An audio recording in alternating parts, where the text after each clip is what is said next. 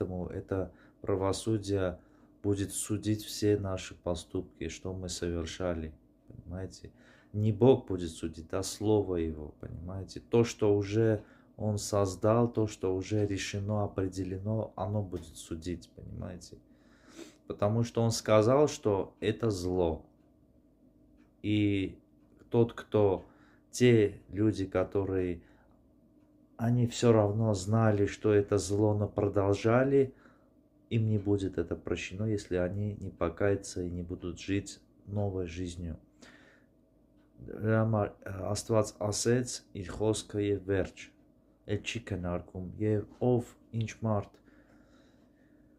անի մեղք, դա արդեն աներելնի կլինի, եթե ինքը չգիտակցի եւ չապաշխարի։ Համար շատ կարեւոր է, սիրելիներս, որ դուք բոլորդ հասկանաք ինչերի միջով եք անցնում, հասկանաք, որ կա հավիտենական կյանք, դրախտ, դժոխք, 7 զարգացման փուլեր, որով կարելի է զարգանալ եւ խելամիտ լինել, իմաստուն լինել այս կյանքում, որպեսզի ամեն անգամ թակարդների մեջ չընկնել, սիրելիներս, բայց ասեմ ձեզ, ճիշտ է, դուք ֆինանսապես չեք կարող հասնել այն հաջողությունների, ձեր անվան հետ կարող խաղան, սիրելիներս, որովհետեւ շատ մարդիկ ձեր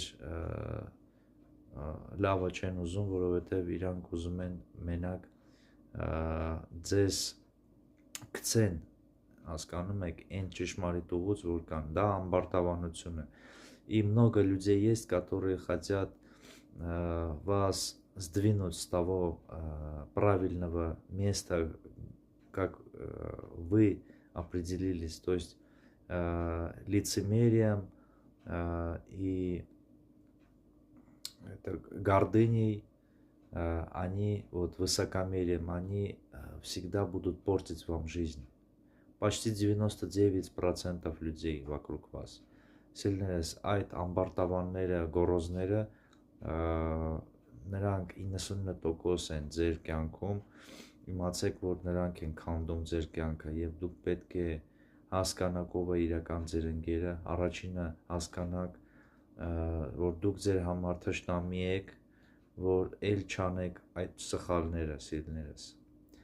И вы должны понять, что вы самое главное, вы для себя враги, и вы должны понять это и очиститься. Поэтому Господь Бог со всеми вами, Աստված բոլորիդ հետ, սիրելիներս, լավ մնացեք, Աստծո սերը ձեր բոլորիդ հետ լինի, пусть любовь Бога на всех вас будет.